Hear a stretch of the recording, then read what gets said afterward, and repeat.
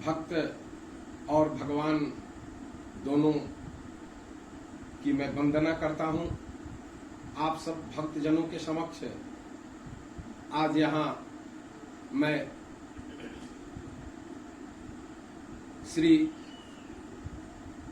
गणनाथ जी की सबसे पहले मैं वंदना करूं और निवेदन करूं, हे गौरी पुत्र, आप हमारी इस अनुष्ठान में आवें और मैं जो रामचरितमानस की सुंदर कांड का आज पाठ करने जा रहा हूं, उसमें हे गौरी पुत्र विघ्नेश्वर आप आकर हमारी इस यज्ञ को सफल बनावें, ऐसा निवेदन करता हुआ मैं गणेश जी की वंदना करता हूं। विघ्नेश्वराय वरदाय सूरप्रियाय लंबोदराय शकलाय जगद्धिताय नागाननाय श्रुति यज्ञ विभूषिताय गौरी सुताय गणनाथ नमो नमस्ते।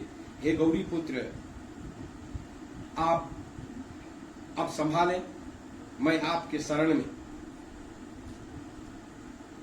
आज मेरे इष्ट श्री हनुमान जी की वंदना करता हुआ मैं विशेषकर गोस्वामी तुलसीदास जी द्वारा रचित रामचरितमानस के सुंदर कांड की चौपाइयों का मैं वर्णन करने जा रहा हूं और मैं अपने परिवार में बैठा हुआ, भक्तों के समक्ष बैठा हुआ हनुमान जी की कथा का वर्णन करने जा रहा हूं। सुंदर कांड की कथा को कहने के लिए सबसे पहले हनुमान जी की वंदना मैं करता हूं। उलंघ सिंधु सलिलम सलीलम यशोक वहनम जनकात्मजाया आदायते नैव ददाह लंकां नमामि तं प्रांजलिरांजनेयम। हे हनुमान जी महाराज, मैं तो कुछ हूं नहीं, मैं सिर्फ आपकी वंदना करता हूं, आपकी मैं प्रार्थना करता हूं और मैं आपकी आज कथा यहां कहने जा रहा हूं। सुंदर कांड में आप हमारी कथा को स्वीकार करेंगे, यही निवेदन करता हुआ हे हनुमान जी आपके शरण में मैं आया हूं। हनुमान जी की कथा सुंदर कांड में निहित और हनुमान जी को बुलाने के लिए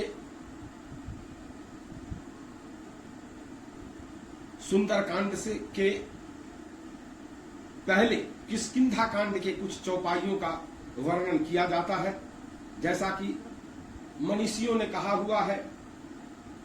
इसलिए सबसे पहले मैं किष्किंधा कांड की कुछ चौपाइयों को यहां वर्णन कर रहा हूं। अंगद कहि जाऊ मैं पारा, जिय संशय कछु फिरत बारा। जामवंत कह तुम सब लायक, पठियहु किमि सब ही करनायक। अंगद जी ने कहा, मैं पार तो चला जाऊंगा, परंतु लौटते समय के लिए हृदय में कुछ संदेह है। जामवंत जी ने कहा, तुम सब प्रकार से योग्य हो, परंतु तुम सबके नेता, तुम्हें कैसे भेजा जाए। तब जामवंत जी और अंगद जी के कहने के बाद जामवंत जी ने ही हनुमान जी से कहा, कहीं रिचपति सुनु हनुमाना, का चुप साधि रहु बलवाना। पवन तनय बल पवन समाना, बुद्धि विवेक विज्ञान निधाना। ऋषराज जामवंत ने श्री हनुमान जी से कहा, हे हनुमान, हे बलवान, सुनो, यह क्या चुप साध रखी है। तुम पवन के पुत्र हो और बल में पवन के समान हो। तुम बुद्धि विवेक और विज्ञान की खान हो। हनुमान जी की के बल को यहाँ जामवंत जी बढ़ा रहे हैं, उनका बल उन्हें याद करा रहे हैं कि आप इतने बलशाली हैं, आप कुछ भी कर सकते। इसलिए हनुमान जी के बल को बता रहे हैं। और क्या बोलते हैं, कवन सुकाज कठिन जग माही, जो नहीं हो ही तात तुम पाही, राम काज लगी तब अवतारा, सुनत ही भय पर्वताकारा। हनुमान जी से जामवंत जी ने कहा, कवन सुकाज कठिन जग माही, इस संसार में कौन ऐसा कार्य है जो आप नहीं कर सकते हैं, जो नहीं हो ही तात तुम पाही।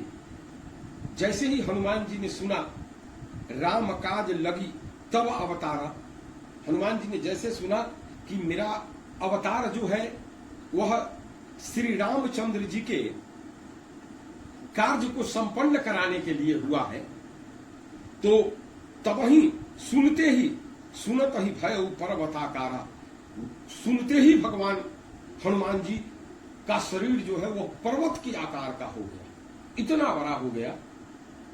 उसके पश्चात क्या हुआ, कनक बरन तन तेज विराजा, मानहु अपर गिरहन कर राजा, सिंहनाद करी बारही बारा, लीलही लांग हो जल निधि खारा।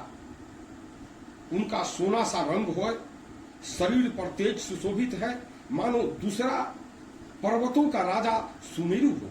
हनुमान जी ने बार बार सिंहनाद करके कहा, मैं इस खारे समुद्र को खेल खेल में लांघ जाऊंगा। ऐसा जैसे ही सिया रामचंद्र जी के काज के लिए अवतार हुआ है, भगवान ने हनुमान जी ने सुना, वैसे ही वो इतने बलशाली हो गए कि बोलने लगे कि मैं क्षण मात्र में इस समुद्र को सुखा सकता हूं। और लगा कि सुमेरु पर्वत के समान इनका शरीर स्वर्ण के तरह दिख रहा है। तत्पश्चात पुनः सहित सहाय रावण ही मारी, आनहु यहाँ त्रिकूट उपारी, जावंत मैं पूछहूं तो ही, उचित सिखावन दीजहु मोहि। और सहायकों सहित रावण को मारकर त्रिकूट पर्वत को उखाड़ कर यहां ला सकता हूं। हनुमान जी ने कहा कि मैं सिया रामचंद्र जी के कार्य के लिए पूरे रावण की लंका को तुरंत नष्ट करके और सीता जी को यहां लेकर आ सकता हूं। हे जामवंत जी, मैं तुमसे पूछता हूं, तुम मुझे उचित सीख देना, मुझे क्या करना चाहिए। मुझे जामवंत जी से पूछ रहे हैं कि क्या करना है, आप मेरे को बताइए। मेरे पास इतना बल है कि मैं कुछ भी कर सकता। इतना कहूं तात तुम जाई, सीत ही देखी कहूं सुधी आई, जब निज भुज बल राजीव नैना, कात कौतुक लागी संग कपि सेना। जामवंत जी ने कहा, हे हनुमान जी, हे तात, तुम जाकर इतना करो कि सीता जी को देखकर लौट आओ और उनकी खबर भगवान जी को दे दो। आप इतना ही करो, फिर कमल नयन श्री रामचंद्र जी अपने बाहुबल से ही राक्षसों का संहार कर सीता जी को ले आएंगे।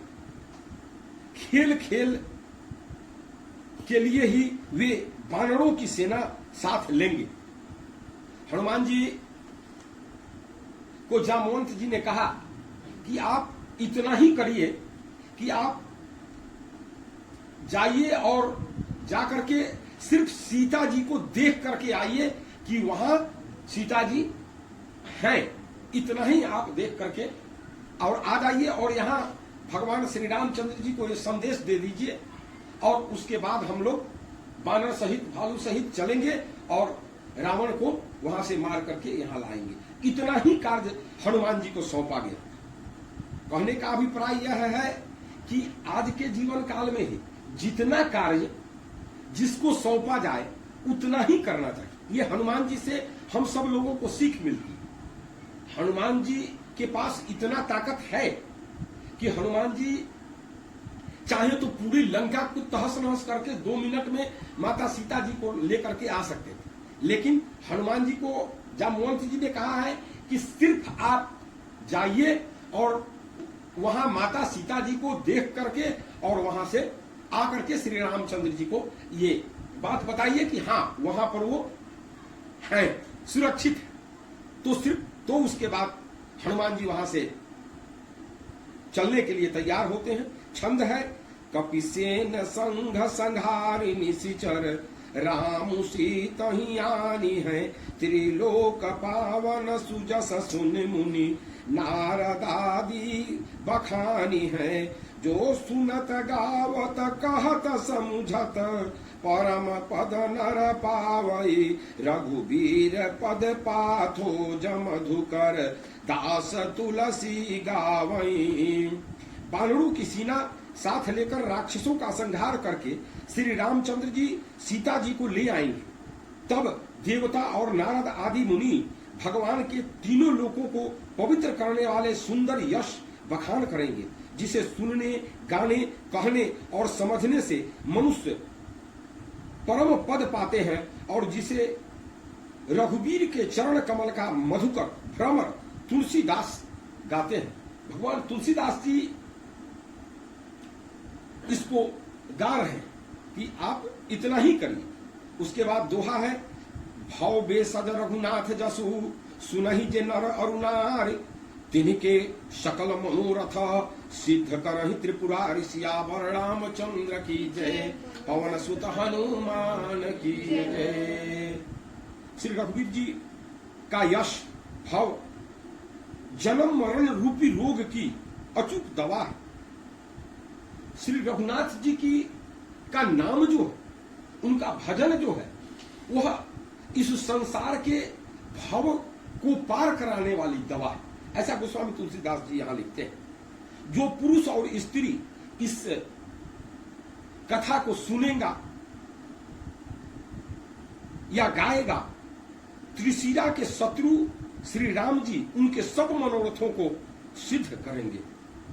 जो इस कथा को ध्यान पूर्वक श्रद्धा पूर्वक सुनता है, उसके रघुनाथ जी सारे भाव पार लगा देते हैं। ऐसा गोस्वामी तुलसीदास जी कहते हैं। सुरठा है नीलोत्पल तनय श्याम कामकोटि शोभा अधिक सुनियता सुगुण ग्राम जास नाम अध खग बधिक। जिनका नीले कमल के समान श्याम शरीर है, रघुनाथ जी की वंदना की गई है इस सोरठे में। जिनकी शोभा करोड़ों कामदेवों से भी अधिक है और जिनका नाम पाप रूपी पक्षियों को मारने के लिए व्याधा के समान है, उन श्री राम के गुणों के समूह लीला को अवश्य सुनना चाहिए। ये कभी भी सुंदर कांड का पाठ करने से पूर्व इन चौपाइयों को हमेशा पढ़ना चाहिए। इससे क्या होता है कि हनुमान जी जहां कहीं भी कथा श्री रामचंद्र जी की होती है, वहां पर हनुमान जी तत्क्षण आ जाते हैं। ऐसा उनको वरदान मिला हुआ है। माता सीता ने उनको वरदान दिया था, अजर अमर गुण निधि सुत होहु करहु अधिक रघुनायक छोहु।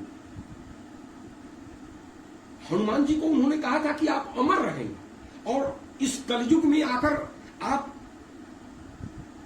जहां जहां श्री रामचंद्र जी के गुणों का बखान होगा, वहां वहां आप आकर के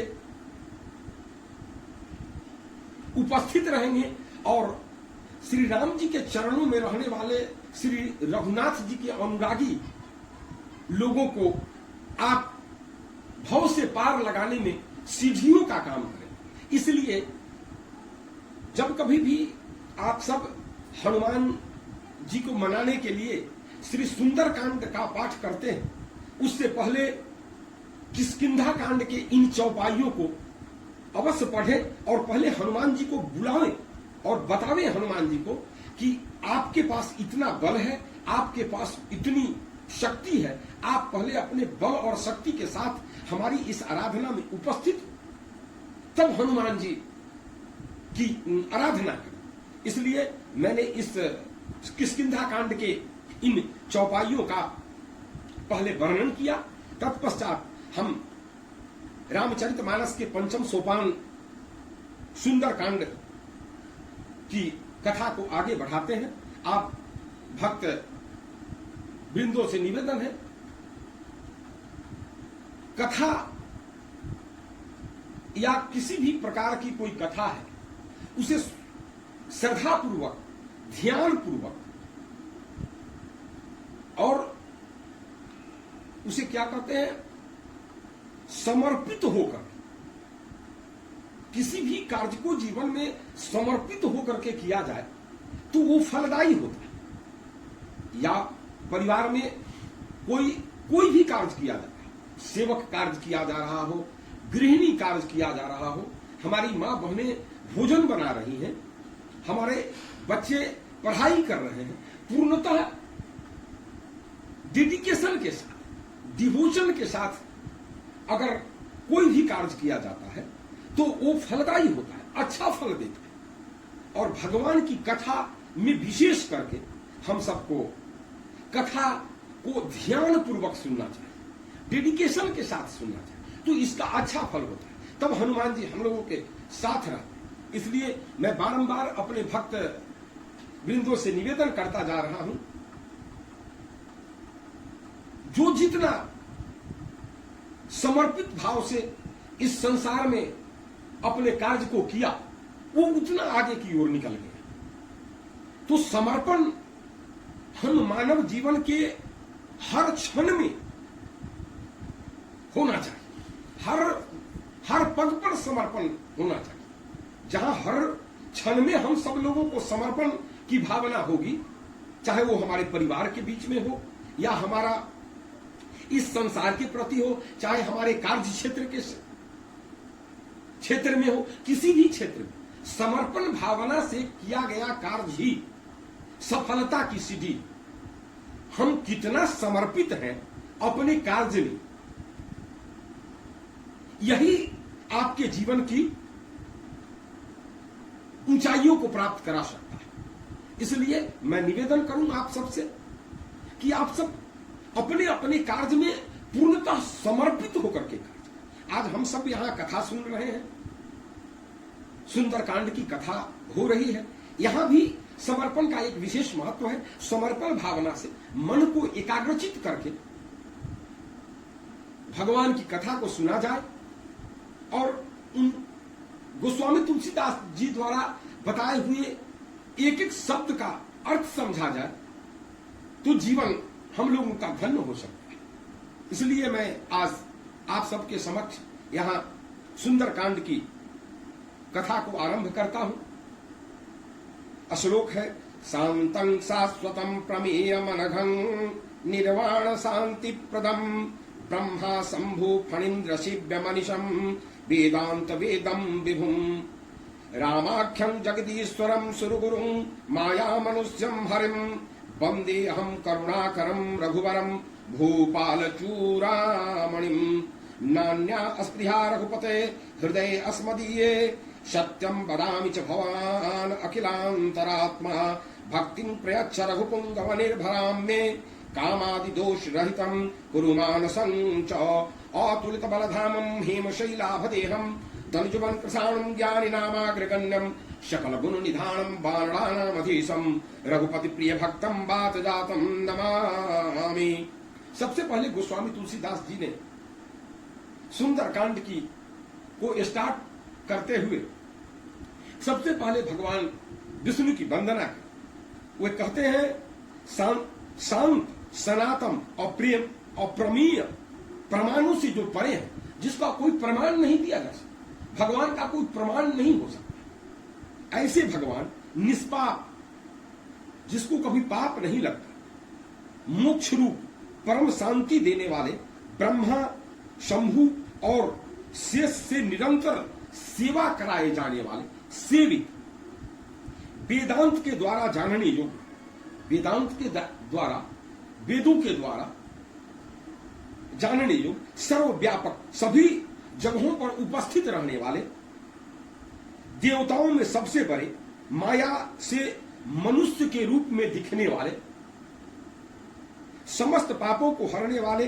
करुणा की खान, करुणा बरसाने वाले, रघुकुल के श्रेष्ठ तथा राजाओं के शिरोमणि राम कहलाने वाले जगदीश्वर की मैं वंदना करता हूं। इस जगत के ईश्वर की वंदना कर रहे हैं गोस्वामी तुलसीदास जी।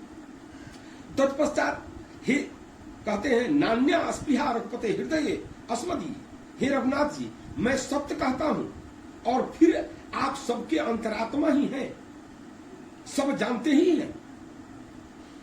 गोस्वामी तुलसीदास जी कहते हैं कि आप सबके अंतरात्मा में रहते हैं, आप हमारे दिल की बात तो जानते ही हैं कि मेरे हृदय में दूसरी कोई इच्छा नहीं है, सिर्फ हे रघुकुल श्रेष्ठ मुझे अपनी पूर्ण भक्ति दीजिए। भगवान से क्या मांगना है? इस संसार की सारी चीजें आनी जानी है, सिर्फ भगवान से अगर मांगना है, रघुनाथ जी से मांगना है तो सिर्फ भक्ति मांगे, जैसा कि गोस्वामी तुलसीदास जी ने यहां लिखा। और मेरे मन को काम आदि दोषों से विरक्त करें, कामनाओं से मुक्त करें।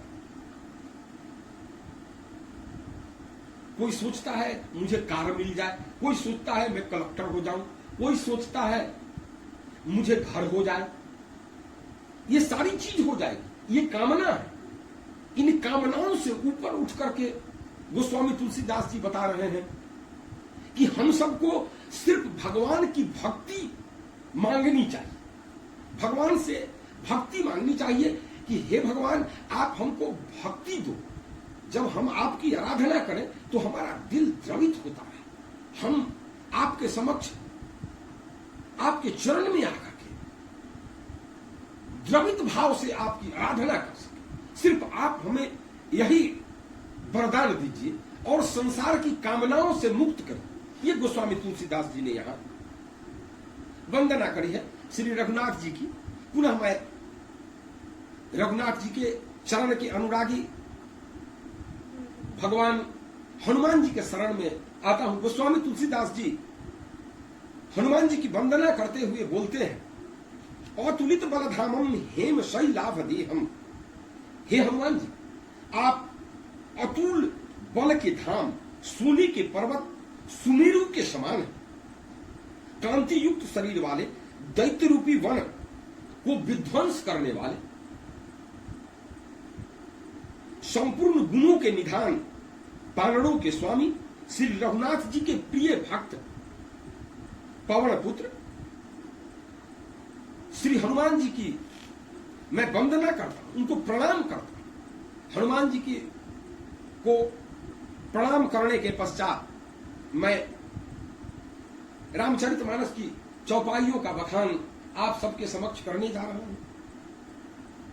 प्रयास यही होना चाहिए कि ये मन शक्ति जो है वह भगवान की भक्ति में लगा रहे। जितना समय हम सब भगवान के शरण में दे रहे हैं उस समय एक सार्थकता सिद्ध करें, इस तरह की बात भगवान के शरण में होनी चाहिए। तो इसलिए हम आगे की ओर चलते हैं रामचरितमानस की पंचम सोपान के चौपाइयों की तरफ, जहां हनुमान जी के गुणों का वखान विशेष रूप से किया गया है। ये सुंदर कांड है, पंचम सोपान सुंदर कांड। इस कांड को सुंदर क्यों कहा गया? सुंदरेति इति सुंदर। ये सभी कांडों में, ये सभी सोपानों में सबसे सुंदर सोपान है, जहां भगवान के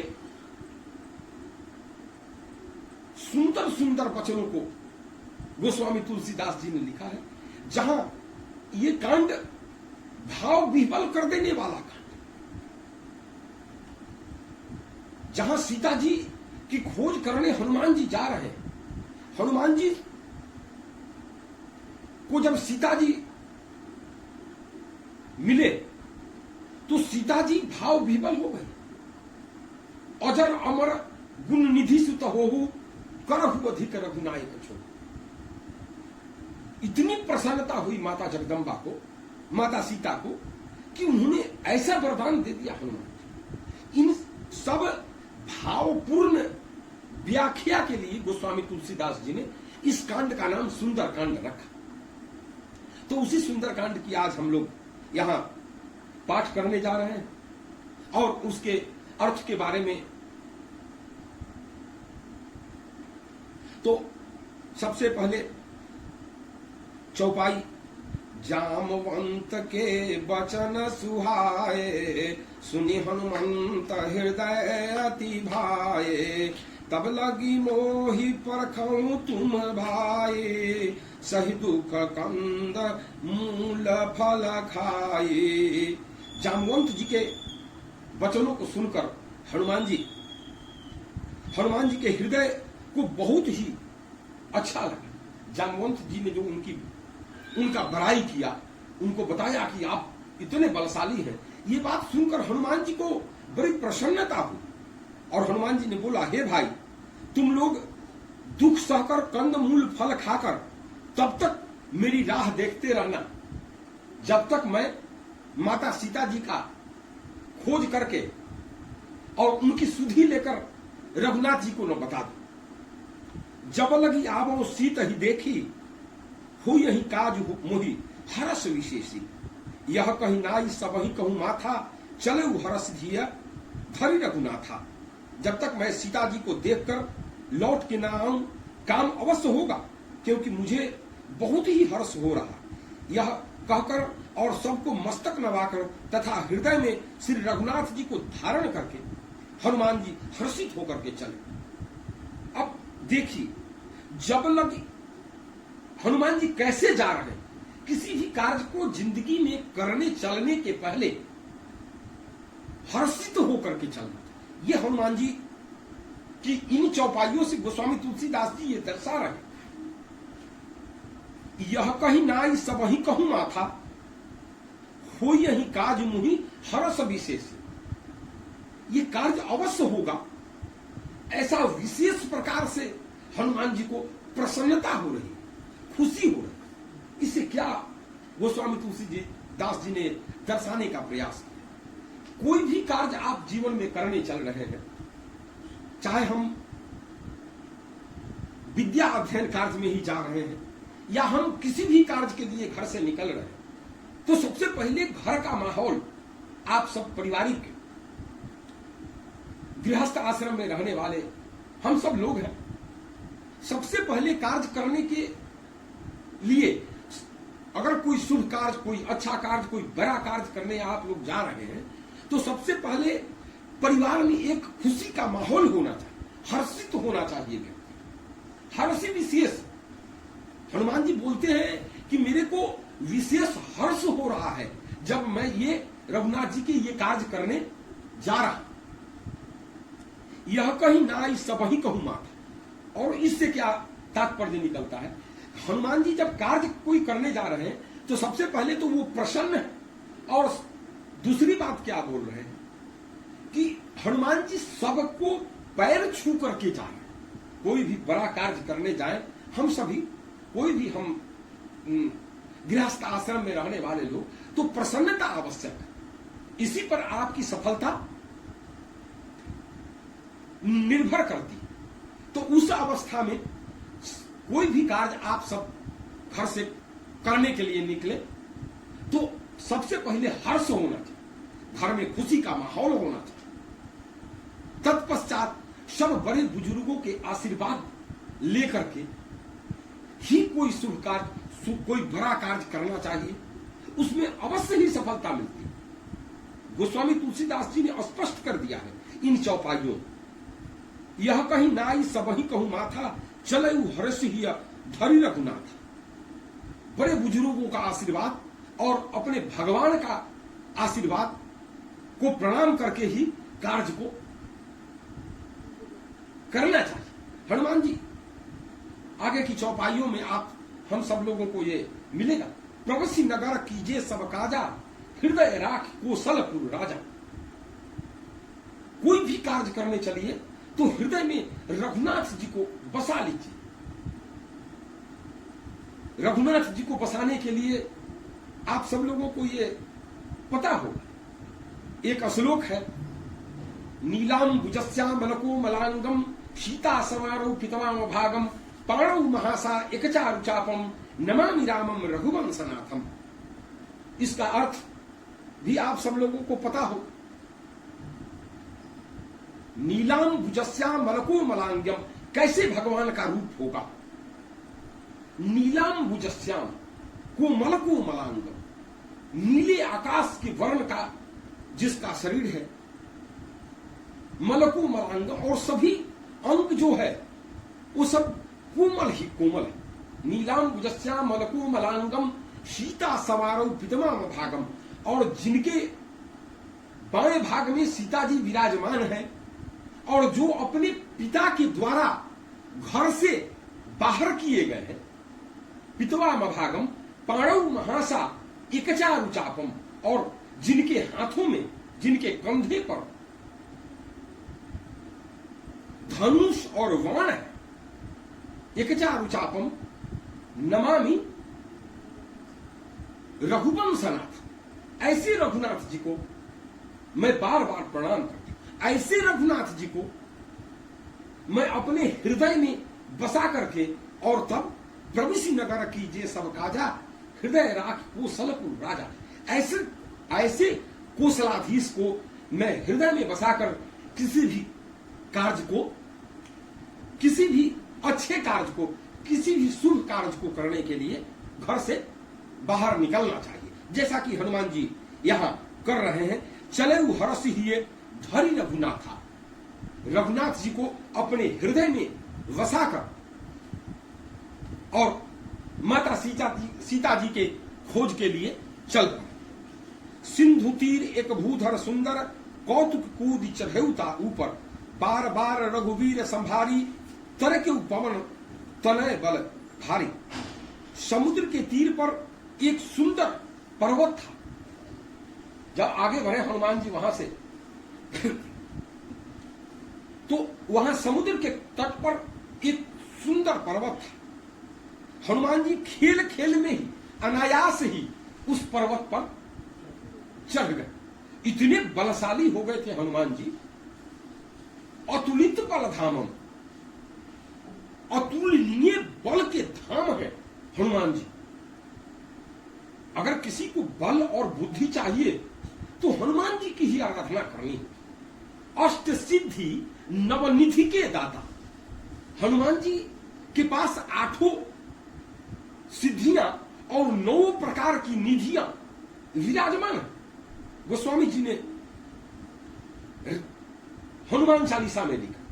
तो ऐसे हनुमान जी की आराधना करनी चाहिए, जिससे कि हम सबको बल और धन, सब प्रकार, सब वस्तुएं आसानी से मिल जाए। ऐसे हनुमान जी आगे की ओर बढ़ रहे हैं। उस पर्वत पर जब हनुमान जी पहुंचे, बार बार रघुवीर संभारी, तरके पवन तनय बल भारी। ऊपर जा चढ़े और बार बार रघुवीर जी का स्मरण करके अत्यंत बलवान हनुमान जी उस पर से बड़े वेग से उछले। हनुमान जी जब उस समुद्र के तट पर, जो पहाड़ी पर सबसे ऊपर चढ़े और वहां से रघुनाथ जी का नाम लेकर के और बहुत बड़ा छलांग लगा, और छलांग लगाने के बाद क्या हुआ, जेहि गिरि चरण देहि हनुमंता, चले सुगा पाताल तुरंता। ऐसा बलशाली, ऐसे बल से वो उछले थे उस पर्वत से, इतना बलशाली हनुमान जी कि वो समुद्र, वो जो पर्वत था वो हनुमान जी के पैर के बल को सहन न कर सका, और वो पहाड़ जो है वो पताल की ओर चला। इतना तीव्र गति से हनुमान जी उस पर्वत से उछले समुद्र की ओर।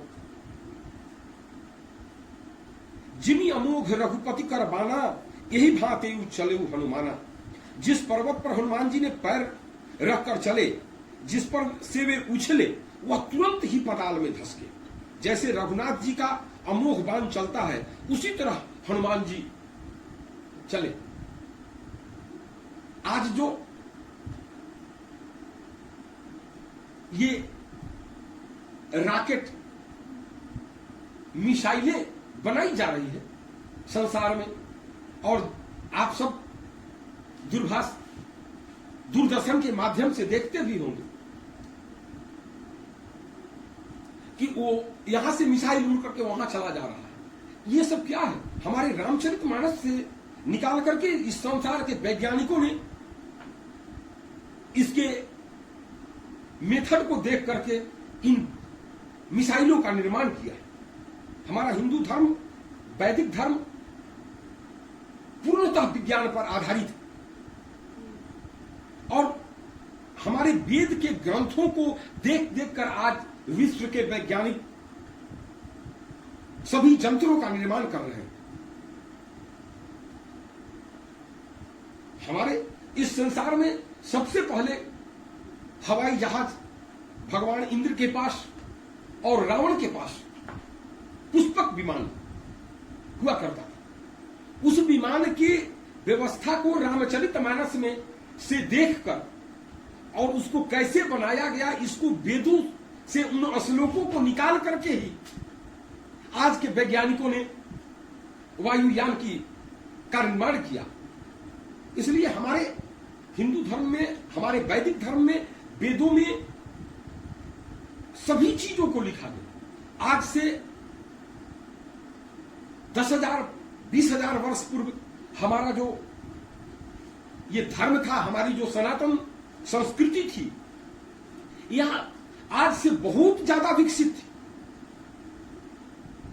वायुयान उस समय भी बना हुआ था। ऐसे ऐसे वाहन थे जो दुश्मनों को मारकर फिर लौट करके आ जाते थे। उसी का निर्माण आज मिसाइल में हो रहा है, जो दुश्मन को मार करके और फिर लौट करके आ जा रहा है। क्या है? तो ये बातें आज हनुमान जी के इस रामचरितमानस में के सुंदरकांड में भी दिखाई दे रही है। आगे ये ही बात चले हनुमाना, जलनिधि रघुपति दूत विचारी, तय मैं नाक हो ही श्रमहारी। समुद्र ने उन्हें रघुनाथ जी का दूत समझकर मैनाक पर्वत से कहा कि हे मैनाक, तू इतनी थकावट दूर करने वाला हो, अर्थात अपने ऊपर इन्हें विश्राम दे। तब आगे की बात, दोहा, हनुमान तहि परसा कर पुनि किन्ह प्रणाम, राम काज किन्हे बिनु मोहि कहा विश्राम।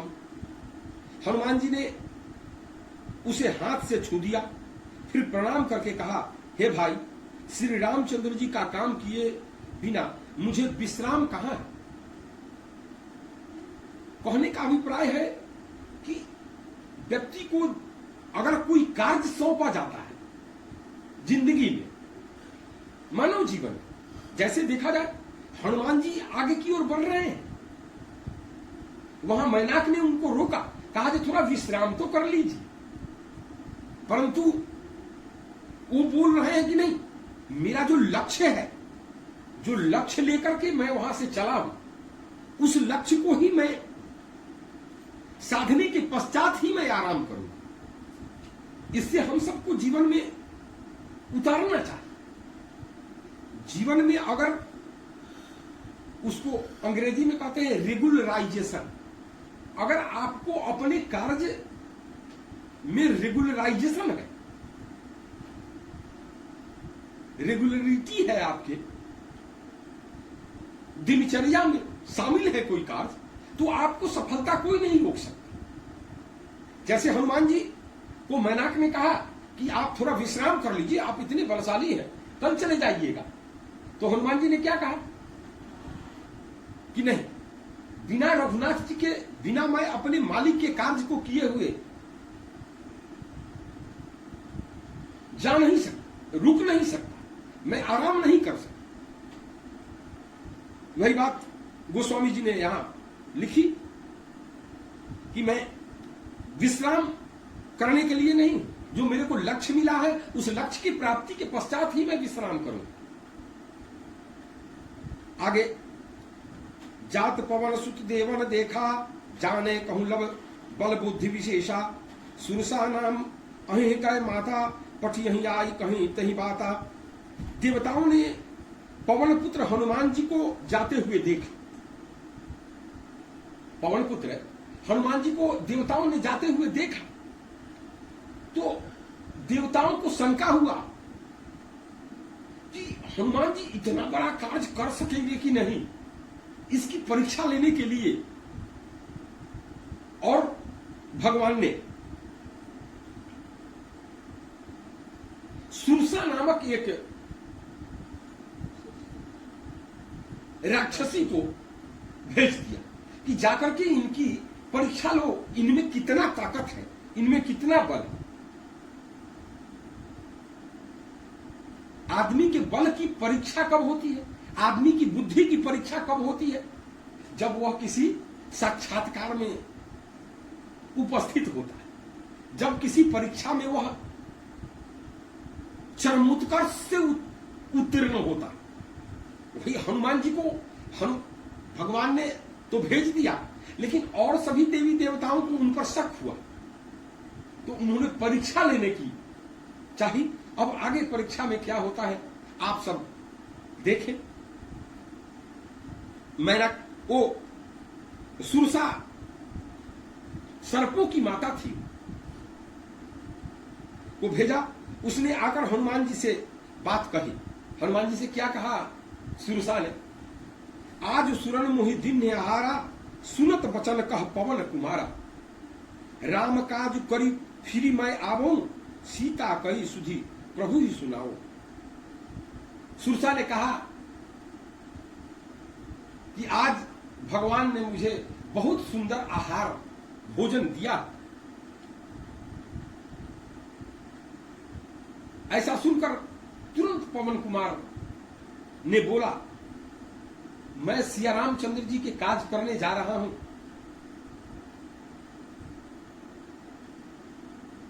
सीता जी गुम हो गई हैं, उनकी सुधि मेरे को रघुनाथ जी को सुनाना है।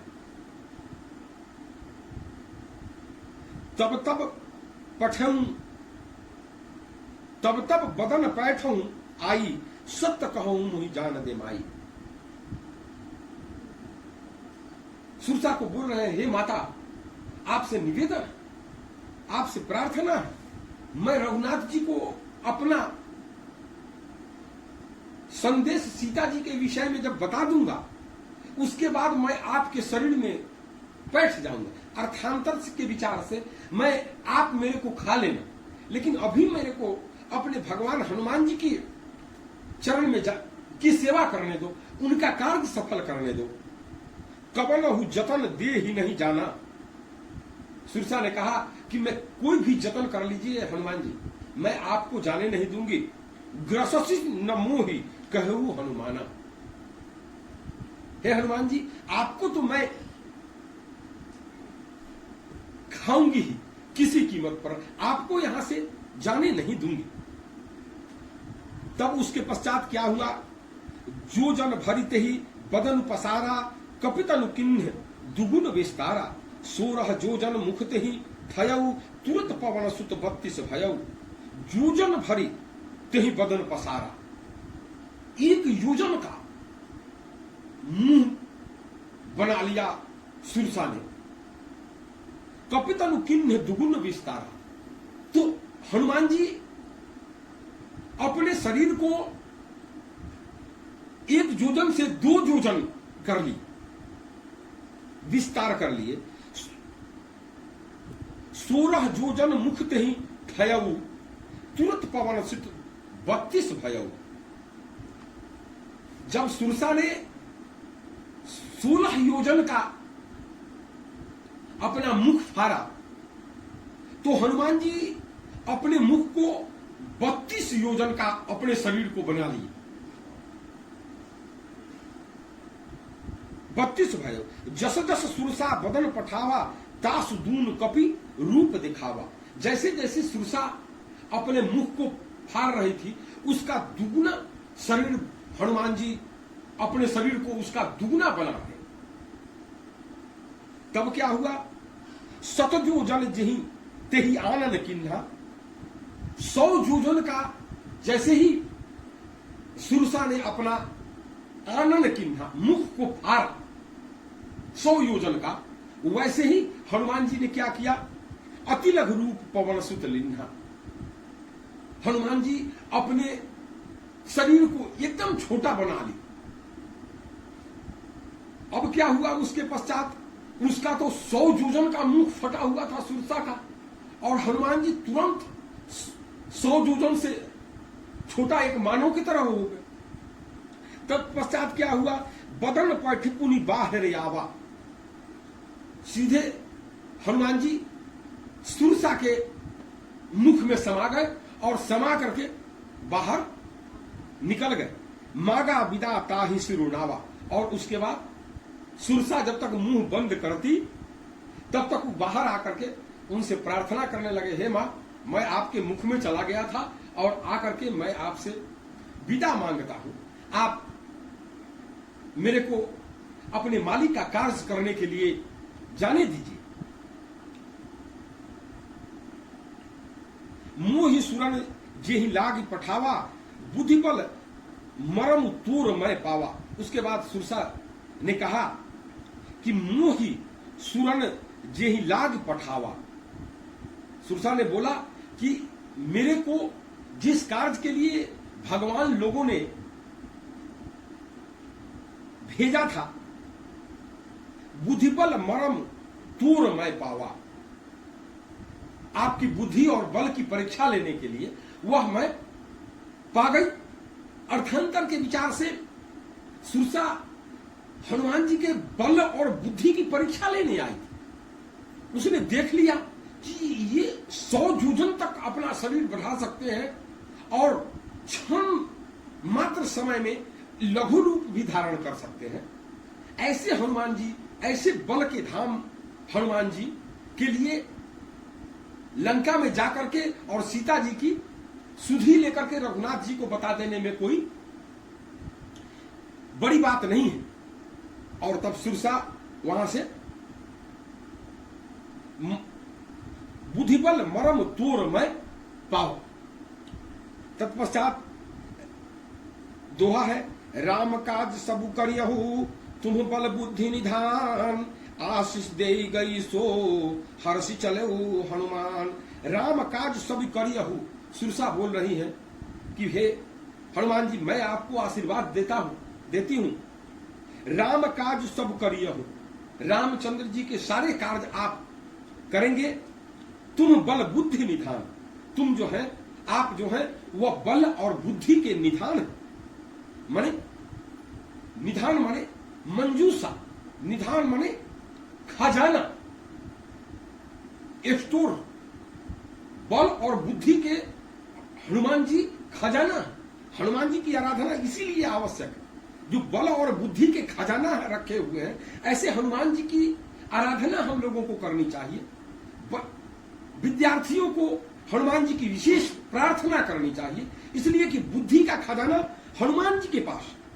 हनुमान जी का भक्त बनिए, हनुमान चालीसा का पाठ करिए आप सब, ताकि यहां सुरसा ने जो उनको आशीर्वाद दिया, तुम बल बुद्धि निधान, तुम हे हनुमान जी आप बल और बुद्धि के निधान हैं। ऐसे हनुमान जी की आराधना करके हम विद्यार्थियों को, हम गृहस्थ आश्रम वासियों को अपने जीवन की सार्थकता को सिद्ध करनी चाहिए। आशीष दे गई सो हर्षि चले हनुमान। ऐसा आशीष, आशीर्वाद सुनकर हनुमान जी प्रसन्न हुए और आगे की ओर चल पड़े। बोलिए सियावर रामचंद्र की जय, पवन सुत हनुमान की जय। आगे, निशिचर एक सिंधु महराई, करी माया नभु के खग गई, जीव जंतु जे गगन उराही, जल बिलो की तिनके परिछाही। समुद्र में आगे जब भगवान हनुमान जी बढ़े हैं,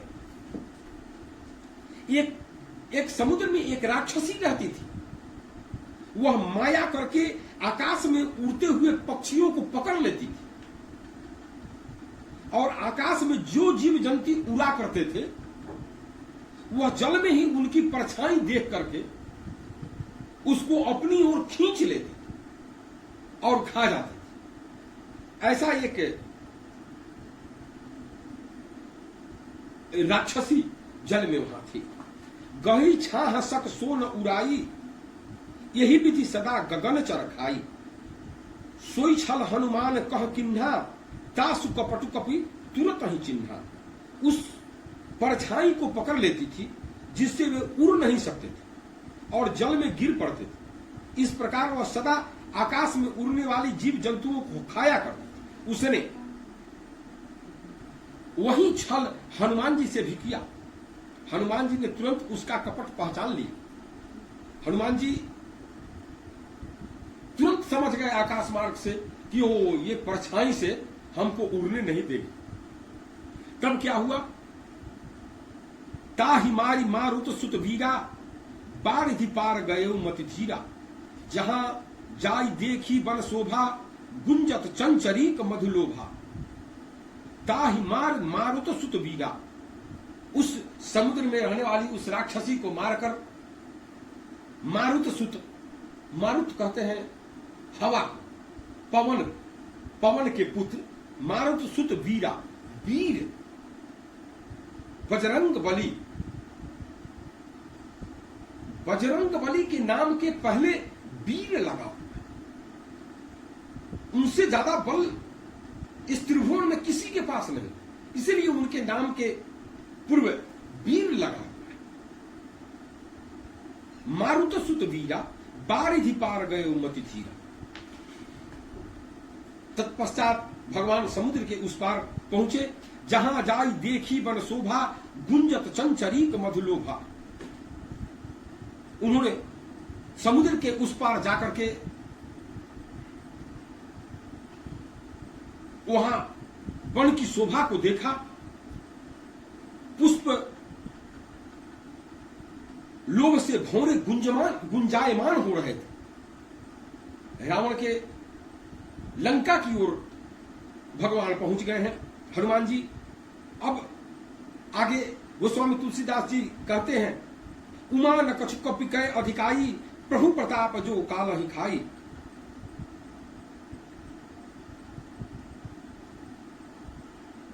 परंतु नाना तरुफल फूल सुहाये, खग मृग वृंद देखि मन भाए। शैल विशाल देखि एक आगे, तापर धाई चढ़ऊ भय त्यागे। अनेक प्रकार के फल, वृक्ष, फूल से शोभित पक्षी और पशुओं के समूहों को देखकर तो वे मन में बहुत ही प्रसन्न हुए। जब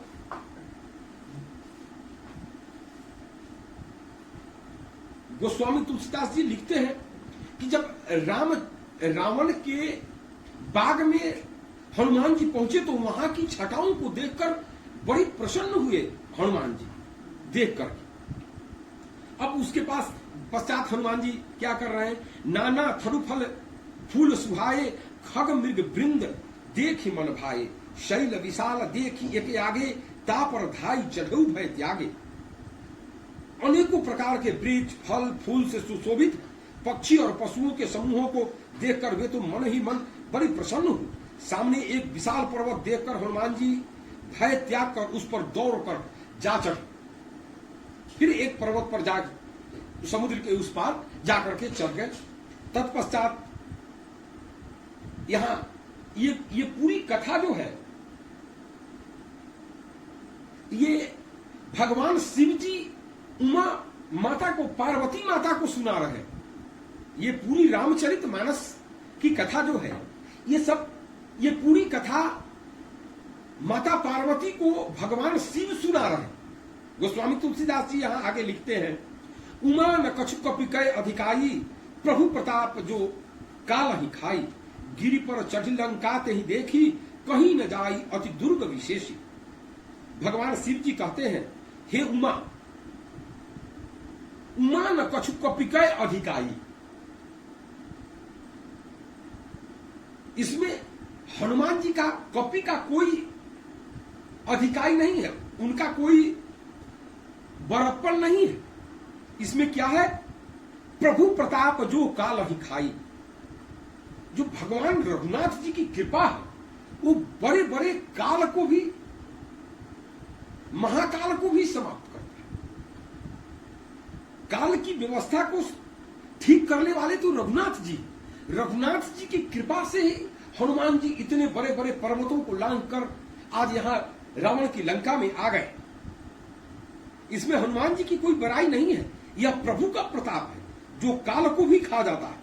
पर्वत पर चढ़कर उन्होंने लंका देखी, बहुत ही बड़ा किला है, कुछ कहा नहीं जा सकता, इतना सुंदर किला रावण का है, इतना विचित्र बना हुआ है। उसको देखकर हनुमान जी बड़ी प्रसन्न हुए। अति उतंग जल निधि चहुपासा, कनक कोट कर परम प्रकाशा। उसका जो रावण का जो लंका में किला बना हुआ था वह बहुत बड़ा बड़ा ऊंचा ऊंचा किला रावण बना रखा था। कनक कोट कर परम प्रकाशा, और सोने के परकोटे, उस पर सोना का ये मुकुट लगा हुआ, उस सभी चार दीवारियों पर, सभी गुंबदों पर, परकोटे पर लंका पर प्रकाशमान हो रहा। रात, इसका अर्थ है कि हनुमान जी रात को वहां पहुंचे थे, तब तो वो सोना जो था वो चमक रहा था परकोटा पर। तो उसके बाद छंद है, कनक कोटि विचित्र मणिकृत सुंदरायतनाय घना, चऊट हट्ट सुभट विधि चारुपूर बहुविधि बना, गजबाजी खचर निकर पद चर रथ, बरूथनी को गणे बहु रूप निशिचर जूथ, अति बल सेन बरनत नहीं बने। रघुनाथ हनुमान जी जब रावण के यहां पहुंचे हैं तो वहां के सभी विधि व्यवस्थाओं को देखकर, वहां के सारी वातावरण को देखकर वहां के का वर्णन कर रहे हैं। विचित्र मणियों से जरा हुआ सोने का परकोटा है, उसके अंदर बहुत सुंदर सुंदर घर हैं, चौराहे, बाजार, सुंदर मार्ग और गलियां, सुंदर नगर बहुत प्रकाश से सजा हुआ है। हाथी, घोड़े, खच्चरों के समूह तथा पैदल और रथों के समूहों को कौन गिन सकता है। अनेक रूपों के राक्षसों के दल हैं, उनकी अत्यंत बलवती सेना का वर्णन करते नहीं बनती। इतना बलशाली सेना रावण के पास, और सारे के सारे खुशहाल, वहां सब के सब बहुत खुशहाली में रावण का दरबार लंका था। वन बाग उपवन बाटिका सरकूप बापी सोहही, नर नाग सुर गंधर्व कन्या रूप मुनि मन मोहि, कहु माल देह विशाल शैल समान अति बल गर्जहि, नाना अखारन भी रही बहु विधि एकन तर्जहि। वन, बाग, उपवन, बगीचे, फुलवारी, तालाब, कुआं, बावलियां सुशोभित हो रही, तमाम प्रकार की सुंदर सुंदर चीजें वहां पर दिखाई दे रही हैं। मनुष्य, नागर, देवताओं और गंधर्वों की कन्याएं अपने सौंदर्य से मुनियों के भी मनों को मोह लेती। कहीं पर्वत के समान विशाल शरीर वाले बड़े ही बलवान मल्ल पहलवान पहलवानी कर रहे हैं, कहीं अखाड़ा लगा हुआ है। माने ये सब लंका की व्याख्या कर रहे हैं हनुमान जी कि वहां कैसे कैसे लोग थे, कैसे रह रहे थे। करी जतन भट कोटिन बिकट तन नगर चहुदिशि राक्षही, कहूँ महिष मानुष धेनु खर यज खल निशाचर भक्षही, यही लाग तुलसीदास की कथा कछु एक है कही, रघुवीर सरती रथ शरीर ही त्यागी गति पहि सही। करी जतन भट कोटिन विकट, भयंकर शरीर वाले करोड़ों योद्धा यत्न करके बड़ी बड़ी सावधानी से नगर की चारों दिशाओं की रक्षा कर रहे हैं। बड़ा बलवान राक्षस सबको वो रावण अपने चार दीवारी की रक्षा के लिए लगाया हुआ था, रखवाली करते हैं। कहीं दुष्ट राक्षस भैंसों, मनुष्यों, गायों, गधों और बकरों को खा रहे हैं। तुलसीदास जी ने इनकी कथा इसलिए कुछ थोड़ी सी कही है कि ये निश्चय ही श्री रामचंद्र जी के बाण रूपी तीर्थ से शरीर को त्याग कर परम गति को पावेंगे। लंकापुरी की कथा बहुत कम गोस्वामी तुलसीदास जी ने इसीलिए कही कि इनका तुरंत ही श्री रघुनाथ जी के चरण से संहार होने वाला है, श्री रघुनाथ जी के वाणों से इनका मरण होने वाला है। इसीलिए गोस्वामी तुलसीदास जी ने इसकी कथा थोड़ी सी ही कही। आगे दोहा है, पूर्व पखवारे देखी बहु कपि मन किन्ह विचार, अति लघु रूप धरो निशी नगर करो पैसार। नगर के बहुसंख्यक रखवालों को देखकर हनुमान जी ने मन में विचार किया कि अंदर इस चार दीवारी के अंदर जाना बड़ी मुश्किल है। तब हनुमान जी ने एक छोटा सा मच्छर का रूप धारण करके रघुनाथ जी इस लंकापुरी में चले। बोलिए हनुमान जी महाराज की जय। आज की कथा यहीं पूर्ण होती है। पुनः आगे की कथा आगे सुनाई जाएगी। आप भक्त और भगवान की जय। श्री गणेश जी भगवान की जय। हनुमान जी महाराज की जय।